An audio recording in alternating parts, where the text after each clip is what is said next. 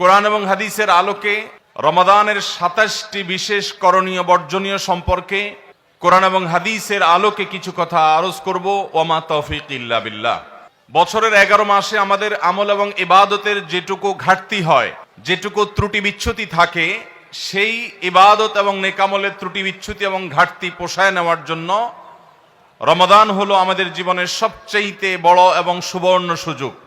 রমাদান মাস উপলক্ষে বিশেষ যে ২৭টি আমলের কথা আমরা বলতে চাই, তার প্রথম আমলটি হলো চাঁদ দেখা। রমাদান মাসের চাঁদ শাবানের শেষ দিনে আমরা পশ্চিম আকাশে তালাশ করব, অনুসন্ধান করব। রমাদানের দ্বিতীয় আমল হলো সবচেয়ে গুরুত্বপূর্ণ আমল, সেটা হলো সিয়াম সাধনা, রোজা রাখা। প্রত্যেক প্রাপ্তবয়স্ক সুস্থ মস্তিষ্ক সম্পন্ন নারী এবং পুরুষ তিনি যদি মুসলমান হয়ে থাকেন, তাহলে সেক্ষেত্রে তার উপরে আল্লাহ রাব্বুল আলামিন রমাদানের দিনের বেলায় রোজা রাখা, সিয়াম সাধনাকে ফরজ করেছেন। প্রত্যেক প্রাপ্তবয়স্ক মুসলিম নারী এবং পুরুষ যদি সুস্থ সবল হয়ে থাকেন, আল্লাহ রাব্বুল আলামিন এই ফরজটাকে পালন করতে হবে। আল্লাহ বলেছেন, কুতিবা আলাইকুমুস সিয়াম, তোমাদের উপরে রোজা রাখাটাকে ফরজ করা হয়েছে। অতএব রমজানের দিনের বেলা রোজা রাখা হলো রমজানের সবচেয়ে বড় আমল। এটা হলো দ্বিতীয় আমল বলেছি। নাম্বার ৩, রমাদান মাস উপলক্ষে রাতের বেলায় তারাবির নামাজ আদায় করা, এটা রমাদানের তৃতীয় আমল। নবী করিম সাল্লাল্লাহু আলাইহি সাল্লাম বলেছেন, মান কামা রমাদানা ঈমানান ওয়া ইহতিসাবা গুফিরা লাহু মা তাকাদ্দামা মিন যামবি। যে ব্যক্তি রমজান মাসে রাতে দাঁড়িয়ে ঈমানের সাথে, ইখলাসের সাথে আল্লাহর কাছ থেকে সওয়াব পাওয়ার আশায় তারাবির নামাজ পড়বে, তার পূর্বের সমস্ত গুনাহ খাতা মাফ করে দেওয়া হবে। রমজানের চতুর্থ আমল হলো সাহারি করা। আমরা অনেকে ইচ্ছাকৃতভাবে সাহারি করি না, হয়তো কখনো ভালো লাগে না সাহারি করতে, খাওয়ার রুচি থাকে না, আমরা সাহারি খাই না। সাহারি খাওয়া ছাড়াও যদি কেউ রোজা রাখে, রোজা হয়ে যাবে, কিন্তু সাহারি খেলে আপনার খাদ্য গ্রহণ হবে, পাশাপাশি আপনি সওয়াব লাভ করবেন। ৫ নম্বর আমল হলো সাহারিটা শেষের দিকে খাওয়া। এখনো অনেক মুরব্বীরা আছেন গ্রামাঞ্চলে, তারা মাঝরাতে সাহারি খেয়ে ফেলেন, ১২টা-১টার দিকে সাহারি খেয়ে ফেলেন। সাহারি খাওয়ার জন্য সবচেয়ে উত্তম সময় হলো রাতের শেষ প্রহরের একেবারে শেষের দিকে। ৬ নম্বর আমল হলো রমজান উপলক্ষে ইফতার করা। ইফতার মানে নাস্তা খাওয়া। সারা বছর আমরা দিনের বেলায় শুরুতে নাস্তা খাই, কিন্তু এর কারণে কোনো সওয়াব আমাদের আমল নামায় লেখা হবে এমন কোনো কথা বলা হয় নাই। কিন্তু রমজান মাসের সন্ধ্যা যখন আপনি ইফতার খাবেন, এই ইফতার খাওয়ার মাধ্যমে আপনি একটা সুন্নাহর উপর আমল করলেন, এটার কারণে আপনার আমল নামাতে একটা সওয়াব লেখা হবে। সওয়াবের আশা যদি আপনার থাকে, ইফতারের নিয়ত যদি আপনার থাকে, তাহলে এর মাধ্যমে আপনি সওয়াব লাভ করবেন। ৭ নম্বর আমল হলো ইফতারটা তাড়াতাড়ি করা, ইফতার বিলম্বে না করা। আমরা অনেকে আছি ইফতার অনেক বেশি দেরি করি। আমরা মনে করি যত দেরি করে ইফতার করা যায় ততই বোধহয় রোজাটা নিশ্চিতভাবে শুদ্ধ হয়, সঠিক হয়। এটা ভুল ধারণা। নবী করিম সাল্লাল্লাহু আলাইহি সাল্লাম বলেছেন, যতদিন পর্যন্ত এই উম্মত মুসলমান জাতি ইফতার দ্রুততার সাথে করবে, অর্থাৎ ওয়াক্ত হওয়ার পর আর বিলম্ব করবে না, ততদিন পর্যন্ত তারা কল্যাণের মধ্যে থাকবে। ৮ নম্বরের রমজানের আমল হলো ইফতারের দোয়া পড়া। ইফতারের দোয়াটা আমরা অনেকে জানিও না, আবার অনেকে জানলেও সেটা কখন পড়তে হয় সেটা জানি না। ইফতারের শুরুতে বিসমিল্লাহ বলে ইফতার শুরু করতে হবে, ইফতার করা শেষ, এরপরে দোয়া পড়তে হবে। আমরা অনেকে ইফতারের আগে দোয়া পড়ি, এই দোয়াটা ইফতার দোয়াটা পড়তে হয় ইফতারের পরে। দোয়াটা হলো যাহাবাজ জামা ওয়াবতাল্লাতিল উরুক ওয়া সাবাতাল আজরু ইনশাআল্লাহ, এটা হলো দোয়া। ৯ নম্বরের আমল হলো ইফতার এবং সাহারি উভয়টাতে খেজুর খাওয়া, এটা সুন্নাহ। খেজুরের মধ্যে প্রচুর খাদ্য শক্তি আছে। আমরা রমজান মাসে যে রোজা রাখি, সারাদিন পানাহার বর্জন করে থাকি, আমরা যদি সাহারিতে খেজুর খাই, আমাদের শরীরে প্রচুর পরিমাণ খাদ্য শক্তি থাকবে। ১০ নম্বরের রমজানের আমল হলো দিনভর বেশি বেশি দোয়া করতে থাকা। ভাইরা আমার, রোজাদার ব্যক্তির দোয়া আল্লাহ রাব্বুল আলামিন ফিরিয়ে দেন না। রোজাদার ব্যক্তি দিনভর আল্লাহর কাছে দোয়া করতে থাকলে সে দোয়া কবুল হয়। নবী করিম সাল্লাল্লাহু আলাইহি সাল্লাম বলেছেন যে কয়েক ব্যক্তির দোয়া ফেরত দেওয়া হয় না, এর ভিতরে একজন হলেন আস-সাইমু হাত্তা ইফতির, রোজাদার ব্যক্তি ইফতার করা পর্যন্ত তার দোয়া কবুল হতে থাকে। আপনি রোজাদার অবস্থায় দোকানে কাজ করছেন, খেতে খামারে কাজ করছেন, আপনি ব্যবসা প্রতিষ্ঠানে কাজ করছেন, আপনি রাস্তায় হাঁটাচলা করছেন, মা বোনরা বাসা বাড়িতে গৃহস্থলী কাজকর্ম করছেন, এই কাজের ফাঁকে ফাঁকে ওযু নাই, অসুবিধা নেই, এই অবস্থায় আপনি দোয়া করতে থাকেন। রোজাদার অবস্থায় দোয়া কবুল হয়। সারাদিন আপনি মনে মনে আপনার চাওয়াগুলো আল্লাহর কাছে নিবেদন করেন, আল্লাহর সাথে আপনি কথা বলতে থাকেন, কারণ দোয়া কবুলের একটা মোক্ষম সময় হলো রমজান মাসে এই রোজা অবস্থায়। 11 নম্বর রমজানের বিশেষ আমল হলো সকল প্রকার পাপাচার বর্জন করা, কারণ রমজানের রোজার উদ্দেশ্যই হলো আমরা যেন পাপাচার বর্জন করতে পারি। 12 নম্বর আমল হলো পাপাচারের মধ্যে আবার বিশেষ করে মিথ্যা কথা, মিথ্যা কাজ, প্রতারণা 2 নম্বরই, এগুলো পরিহার করে চলা। এগুলো অন্য সময় তো পরিহার করতেই হবে, রমজানে আরো বিশেষ গুরুত্বের সাথে পরিহার করতে হবে। বুখারীর হাদিসে আসছে, নবী করিম সাল্লাল্লাহু আলাইহি সাল্লাম বলেছেন, মাল্লাম ইয়াদা কাওলাজ জুরি ওয়াল আমাল বিহি ফালাইসা লিল্লাহি হাজা আন ইয়াদা তাআমাহু ওয়া শারাবা। যে ব্যক্তি মিথ্যা কথা, মিথ্যা কাজ এগুলো ছাড়লো না, সেই ব্যক্তির উপবাস থাকায় আল্লাহর কোনো ঠেকা পড়ে নাই। অর্থাৎ তার এই রোজা থাকাটা উপোস থাকা ছাড়া কিছুই নয়। 13 নম্বর আমল হলো স্পেশালি ঝগড়াঝাটি থেকে বিরত থাকা।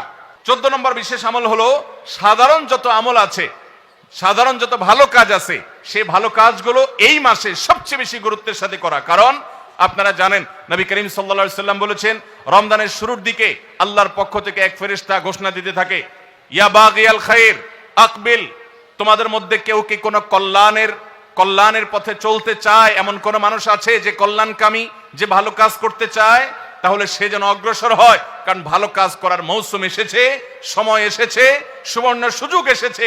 এটা আমল করার সময়, এটা নিজের আমল নামার শূন্য স্থানগুলো পূরণ করার সময়, এটা জান্নাতের পথে এগিয়ে যাওয়ার সময়। অতএব যত নেক আমল আছে, সেটা যেই ধরনেরই হোক না কেন, সকল ভালো কাজ সবচেয়ে বেশি করতে হবে এই রমজান মাসে। 15 নম্বর আমল হলো খুব গুরুত্বের সাথে ইস্তেগফার করা, আল্লাহর কাছে গুনাহ মাফ চাওয়া। এটা হলো 15 নম্বর আমল, যে গুনাহগুলো মাফ করাবো, জাহান্নাম থেকে মুক্তির পরোয়ানা দেয়া হয়, সেটি আমার নামটা যেন সেই তালিকায় যায়, সেই চেষ্টা আমরা করব প্রতিদিন। 16 নম্বর রমজানের বিশেষ আমল হলো রোজাদারকে ইফতার করানো। নবী করিম সাল্লাল্লাহু আলাইহি সাল্লাম বলেছেন, মান ফাত্তারা সাইমান ফালাহু মিথলু আজরিহি মিন গায়রি আন ইউনকাসা মিন আজরিহি শাইআ। যদি কেউ কোনো রোজাদারকে ইফতার করায়, আল্লাহ রাব্বুল আলামিন ওই রোজাদারের রোজার কারণে তিনি যে সওয়াব পেয়েছেন তারটা তিনি পাবেন, অতিরিক্ত বোনাস হিসেবে যেই লোকটা ইফতার করালো রোজাদারকে, আল্লাহ তাআলা তাকে সমপরিমাণ সওয়াব দান করবেন। 17 নম্বর রমজানের স্পেশাল আমল হলো যে রমজানের বিশেষ গুরুত্বের সাথে কোরআন তেলাওয়াত করা। কারণ রমজান মাসের পরিচয় দিতে গিয়ে আল্লাহ তাআলা কোরআনে বলেছেন, শাহরু রমাদান আল্লাযী উনজিলা ফীহিল কুরআন। রমজান এমন মাস যে মাসে কোরআন নাজিল করা হয়েছে। এই কোরআন দিয়ে রমজানকে আল্লাহ পরিচয় দিয়েছেন। রমজান মাসের মর্যাদাই হয়েছে কোরআনের কারণে। এই জন্য কোরআনের সাথে রমজানে বেশি সময় কাটাতে হবে। কোরআনের হালাকা করবেন, কোরআনের মজলিস করবেন, কোরআন শিক্ষার আসর করবেন, ইমাম সাহেব মুয়াজ্জিন সাহেবকে দিয়ে প্রতিটা মসজিদে মসজিদে মুসল্লিরা কোরআন শুদ্ধ করবেন, বিশুদ্ধ করে তেলাওয়াত করবেন। কোরআন প্রতিদিন একটু একটু করে তেলাওয়াত করবেন। সম্ভব হলে গোটা রমজানে কমপক্ষে একটা বার কোরআন পড়ে শেষ করবেন। 18 নম্বর আমল হলো কোরআন তেলাওয়াত করার আমল। আমরা সবাই জানি, কিন্তু কোরআন রমজান মাসে নবী করিম সাল্লাল্লাহু আলাইহি সাল্লাম শোনাশুনি করতেন, এটা আমরা অনেকে জানি না। জিবরিল আলাইহিস সালামের সাথে নবী করিম সাল্লাল্লাহু আলাইহি সাল্লাম কোরআন শোনাশুনি করতেন। তিনি জিবরিলকে শোনাতেন, জিবরিল তাকে শোনাতেন।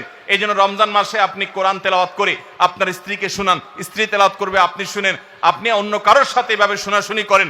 19 নম্বর আমল হলো সাদাকা করা, দান করা।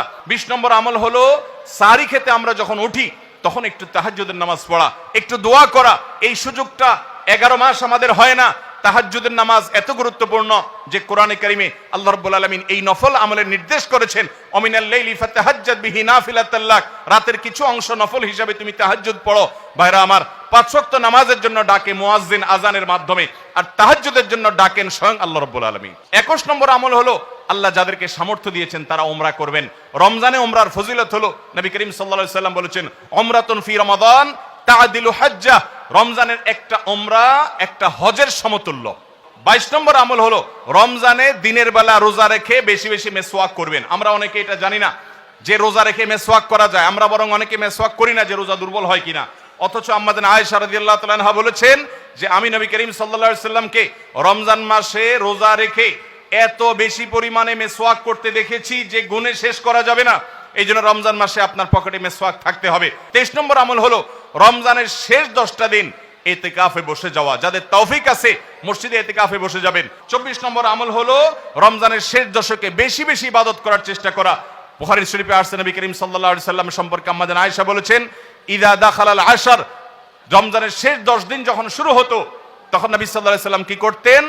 আইকাজ আহিয়া লাইলা, সারা রাত আর ঘুমাতেন না। শেষ 10 দিন সারা রাত ঘুমাতেন না। ওয়াসাদ্দা মিজারা, কোমর বেঁধে নিতেন। ওয়াইকাযা আহলা, এবং তার পরিবারকে তিনি জাগিয়ে তুলতেন। আরেক হাদিসে আসছে নবী সাল্লাল্লাহু আলাইহি ওয়াসাল্লাম বলেছেন, কারণ নবী সাল্লাল্লাহু আলাইহি ওয়াসাল্লাম ইযা দাখালাল আশর ইয়াজতাহিদু ফীহি মা লা ইয়াজতাহিদু ফী গায়রি। নবীজির জীবনে কখনো ইবাদতের জন্য এত চেষ্টা করতেন না যত চেষ্টা করতেন রমজানের শেষ দশকে ইবাদতের জন্য। 25 নম্বর আমল হলো লাইলাতুল কদর তালাশ করা। নবী করিম সাল্লাল্লাহু আলাইহি ওয়াসাল্লাম বলেছেন, তাহাররু লাইলাতুল কদর ফিল ভিত্রি মিনাল আশরিল আওয়াখির মিন রমাদান। তোমরা রমজানের শেষ দশকের বেজোড় রাতগুলোতে লাইলাতুল কদর বেশি বেশি করে তালাশ করো। বেজোড় রাতগুলোতে বেশি বেশি, শেষ দশকের প্রত্যেক রাতেই জেগে জেগে ইবাদত করা কদর হতে পারে সে আশায়। কদরের একটা রাত যদি ইবাদত করতে পারেন আপনি, তাহলে 1000 মাস ইবাদতের চাইতে বেশি উত্তম হবে, আপনার আমলনামাতে সওয়াব বেশি জমা হবে। 25 নম্বর আমল হলো লাইলাতুল কদর তালাশ করা শেষ দশকের সবগুলো রাতে, সম্ভব না হলে বেজোড় রাতে। আল্লাহ আমাদেরকে তৌফিক দান করুন। আর 26 নম্বর আমল হলো লাইলাতুল কদর যদি আমরা পেয়ে যাই, মনে হয় যে এটা লাইলাতুল কদর হতে পারে, তাহলে একটা বিশেষ দোয়া পড়া। দোয়াটা হলো আল্লাহুম্মা ইন্নাকা আফুউন তুহিব্বুল আফওয়া ফাআফু আন্নি। হে আল্লাহ, আপনি ক্ষমাশীল, আপনি ক্ষমা করতে ভালোবাসেন, পছন্দ করেন, আপনি আমাকে ক্ষমা করুন। এই দোয়াটা পড়বো তো ইনশাআল্লাহ। 27 নম্বর এবং সর্বশেষ আমল হলো রমজানের শেষে ঈদের চাঁদ দেখা যাওয়ার পর অথবা ঈদের চাঁদ দেখা যাওয়ার একদিন আগেও করা যায় ফিতরা আদায় করা, গরিবদের বাসায় খাদ্য পৌঁছে দেওয়া। এটা কেন করব?